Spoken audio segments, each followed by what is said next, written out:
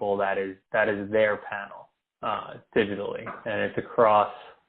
I mean, they're able to track roughly, I think, 20% or 25% of all online sales online, because people use AOL and Yahoo email addresses as like their backup. I'll just send my receipts there.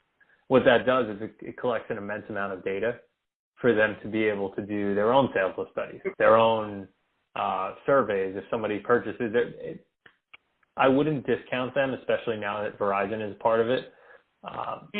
Their offering is going to get stronger and stronger, and they were doing a lot of work with their insights tool before I left. Okay, and that's Oath. Yeah, Oath. It's Yahoo, AOL, Verizon, Millennial Media. They all picked another special name. Yeah, I think we might have recently stopped working with them. That's unfortunate, but good to know that your creative report seemed pretty useful. Yeah, I mean, it was great. It was able to basically prove to our company that we shouldn't just make one set of creatives for everybody. We should have, 4 or 5 or 6 different sets of creatives for different people, and then we got into occasion-based targeting, and that I thought was one of the smarter moves that we made as a company. You know, not everybody is just because I like barbecue doesn't mean I like it every day. And it changed into, okay, during the summer, these brands make more sense. These creatives make more sense. You know, during the week, maybe this brand makes more sense. On the weekend, people might want to try and buy something different. So we tied our segmentation and our learnings on the purchase behavior of certain people with, seasonality, time of year, holidays.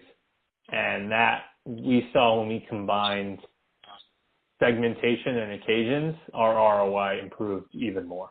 So that was like really, really, it's really great when your gut says, I think this is going to work, and it actually works, and you're able to see positive numbers go with it, because it's very difficult to prove that in digital because we're so limited with the type of data that we can analyze. Right. And so when you say tied our segmentation, you mean segmentation within Crux, right? Yes. So we use Crux as that was where all of our segmentation lived. You know, we would play around outside of that and target outside of that. But at the end of the day, we decided to invest with Crux. We weren't going to go work in a different platform. Crux was the backbone to all of the collection that was happening. We stopped working with partners completely if they didn't allow the Crux tag. And I highly recommend doing that. We completely cut off all media with ESPN for like 6 or 7 months because they wouldn't accept the Crux tag on their website with our media. So you kind of have to have, and that's where the connection between the insights and the activation team is important, because everybody needs to understand the vision collectively in order for the activation team to say, all right, ESPN, you're done until you agree to this. And,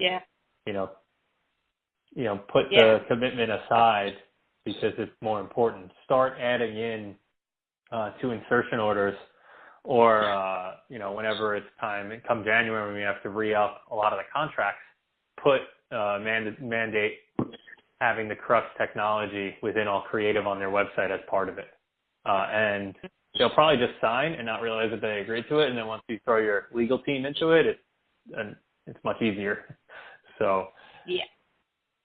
Yeah, no, I asked the segmentation question because, within Insights, there's this, huge, probably $250,000 study that, CPG companies typically do to get down to these, 7 segments. And, this is the one that's most important. And then, yes, it's really watered down by the time it gets to digital media. And so did your team still do that type of work, or did you solely say, you know what, let's just do this within Crux, and then it's super actionable and transferable and all of that? No, we still did our expensive studies.